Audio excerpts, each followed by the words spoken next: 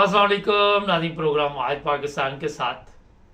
आप पाकिस्तान में अगर किसी भी दुकान से कोई चीज़ खरीदें तो आपको पता होता है कि इसमें मिलावट हुई हुई है, चाहे वो घी है, चाहे वो दूध है, शक्कर है, ये आपकी मिर्चें हैं, जो भी है। और जब मिलावट वाली चीज़ें जो है वो आप इस्तेमाल करेंगे तो खून में भी मिलावट आ जाती है, गंदे खून होते हैं।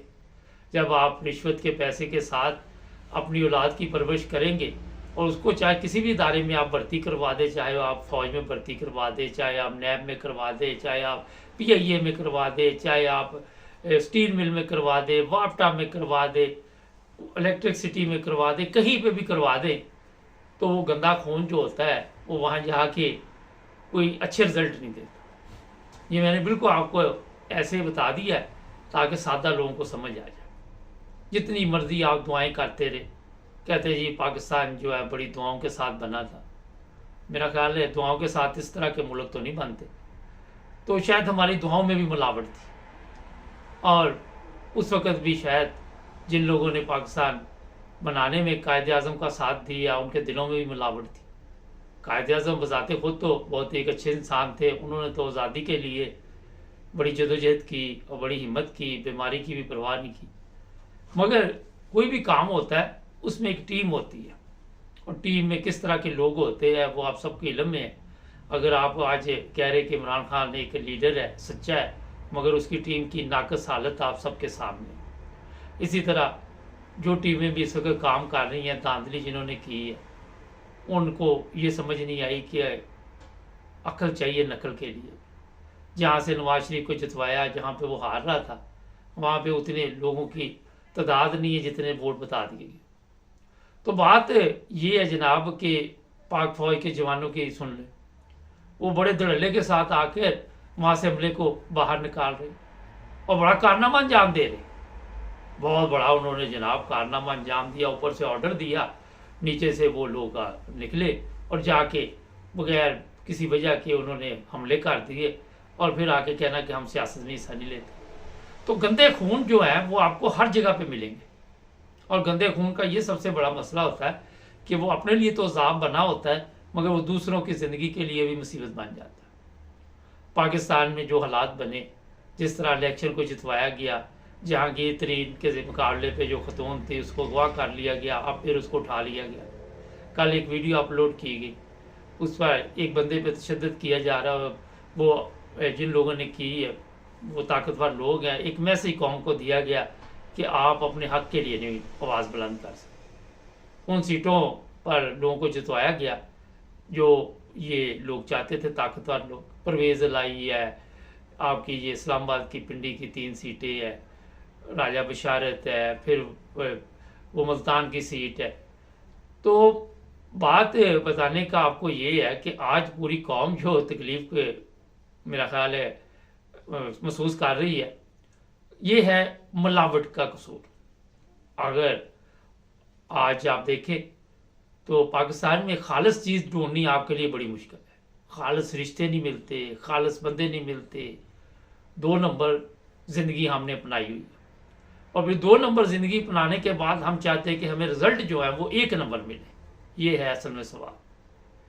आप अंदाज़ा लगाएं कि जो आपने बोया वही काटना ना। जिस तरह की माओ ने औलाद पैदा की, चाहे उसे किसी भी दायरे में जमा करवा दे, कहीं भी जाके आप उनको कहें कि ये पुत्र हटाते नहीं बिकते, मगर वो आपके काम के नहीं है, ना वो मुल्क के काम के हैं, ना वो अवाम के काम के हैं। वो आपके लिए दर्द सर बन गए हैं, वो आपके लिए अजाब बन गया।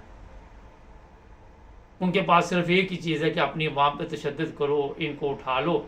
और जो तबका वज़ीर आज़म अरसा दराज से देख रहा अपने आप को, वो कहते हैं कि हमारा ये मुल्क है और हमारा हक है कि यहाँ पे इक़्तिदार हम जो है वो करें। ये दूसरे जो लोग हैं इनका कोई तल्लुक। जो अवाम आज आप देख रहे हैं, ये इनको वोट देती है, अवाम की सेहत देखे और इनकी सेहत देखे। ये 73 साल के हो गए, मगर इनको कोई फ़र्क नहीं पड़ता, क्योंकि ये खुद मिलावट वाली चीज़ नहीं खाते। इनके खून में तो मिलावट है, उसी वजह से ये मुल्क के साथ गद्दारी करते हैं, उसी वजह से ये मुल्क के साथ ये ऐसे खेल खेलते हैं जिस तरह आज तक पाकिस्तान की तारीख गवाह है कि कोई ऐसी चीज़ हमारे हिस्से में नहीं आई जिसे हम कह सके हमने फतह हासिल की। हर जगह पे नाकामी, शिकस्त।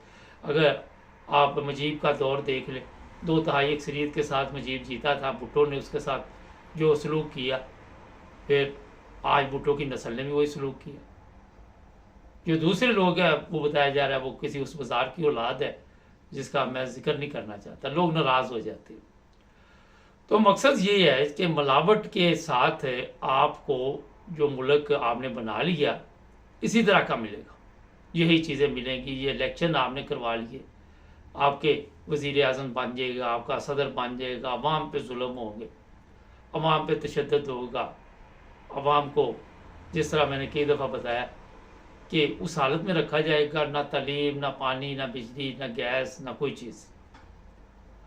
तो अवाम को अगर जूते पड़ते रहेंगे तो ये लोग जो है इक़्तिदार में रहेंगे, वरना अवाम जो है उनको तो अकल आ भी जाए तो ये अकल जो आपकी आगी हुई है उसे इस्तेमाल नहीं करने देंगे। वजह क्या है भला? वजह यह कि आपकी अवाम में भी गद्दार मौजूद हैं, आपके घरों में गद्दार मौजूद है, आपके मोहल्ले में गद्दार मौजूद है, हर इलाके में आपके गद्दार मौजूद है। और उन गद्दारों ने मुल्क की सलामती को ख़तरे पे डाल दिया, लेकिन उनको कोई फ़र्क नहीं पड़ा। हर जगह पे ये बड़ी बड़ी सियासी पार्टियों के चमचे कड़छे, मैं कल ही वो गुल्लू वाटका देख रहा था, वो मरने की हालत में पड़ा हुआ है और वो ऐसी तकलीफ की ज़िंदगी गुजार रहा है, कोई उसको पूछने वाला नहीं। चमचे को इस्तेमाल किया जाता है ना, अब चमचे को लेके तो नहीं घूमते फिरते, क्योंकि चमचियों की इतनी तादाद ही बहुत ज़्यादा है, कसरत से पाए जाते हैं हमारे मुल्क। ये आपके सहाफ़ी देख ले, ये चमचे कड़छे, वो खरीदा फरोकी, ये बड़े मुतमिन बगैरत है ये सब ना। ये उस दिन जो वीडियो लीक हुई थी उसमें मुतमिन बैठे हुए थे कि ये अवाम ने अपना शौक़ पूरा कर ले, इलेक्शन का बाद में रिज़ल्ट तो हमने देना है। अवाम ने भी शौक़ पूरा कर लिया और रिज़ल्ट अपनी मर्ज़ी से दे दिया। ये चीज़ें मैं इसलिए आपको बता रहा हूँ कि प्रॉब्लम ये नहीं है पाकिस्तान की, प्रॉब्लम ये है कि अच्छा खून आपके जिस्मों में नहीं है। कुरान कहता है कि पाक चीज़ें खाओ, कुरान कहता है ना पाक चीज़ें खाए। यहाँ पे इस्लाम की बात करें तो लोग मरने के लिए तैयार हो जाते हैं, लड़ने मरने के लिए तैयार हो जाते हैं, मगर जब अपनी करतूतों पर नज़र ये नहीं डालते तो इनको पता नहीं चलता और कहते हैं कि हम यूरोप में आके ज़िंदगी गुजारेंगे। ये जाएँ बाज़ार में यूरोप के किसी जगह से ये मिलावट वाली चीज़ लेके दे, ईरान से शुरू हो जाए, तुर्की जाइए, आपको मिलावट वाली चीज़ नहीं मिलेगी, क्योंकि उनकी सेहतें बताती है कि ये खालिस खुराक खाते। वतन के लिए जो आप लोग कहते हैं जी हम इस्लाम के लिए, तो इस्लाम जिस इस्लाम पे आप चल रहे वो भी मिलावट के साथ आप चल रहे। अगर आप सही इस्लाम पे चल रहे होते तो आपकी ये हालत ना होती, आज दुनिया में आपका तमाशा ना बना होता। आपने तो खुद ही अपने पाँव पे कुल्हाड़ी मारी, आपने कुरान को छोड़ दिया, आपने हदीस को छोड़ दिया, आपने हर वो चीज़ छोड़ के हर वो काम शुरू किया जो 2 नंबर था। तो आज ना तो आप मजहबी तौर पे खालिस रहे, ना वतन के लिए आप खालिस रहे, ना वतन की हिफाजत के लिए आपको खालिस लोग मिले। क्योंकि जब एक माँ बच्चा पैदा करती है तो उसके खून में गंदगी होगी, तो चाहे उसे जितने बड़े मर्जी ओहदे पे ले जाएं, उसका काम वही होगा, जो बीज बोया है वही निकलेगा अंदर से। जनाब, पाकिस्तान के इंतखाबात ने जो तकलीफ इस वक्त अवाम को और पूरी दुनिया के पाकिस्तानी वो दी हुई है, और इसमें जो बताने वाली बात है, आज भी जाहिल लोग जो बैठे हुए हैं, जो खून का मसला है, सबसे बड़ा गंदे खून का मसला है, गंदी खुराक का मसला है। आप कहीं पे भी चले जाए अपनी सोच को तब्दील नहीं कर सकते।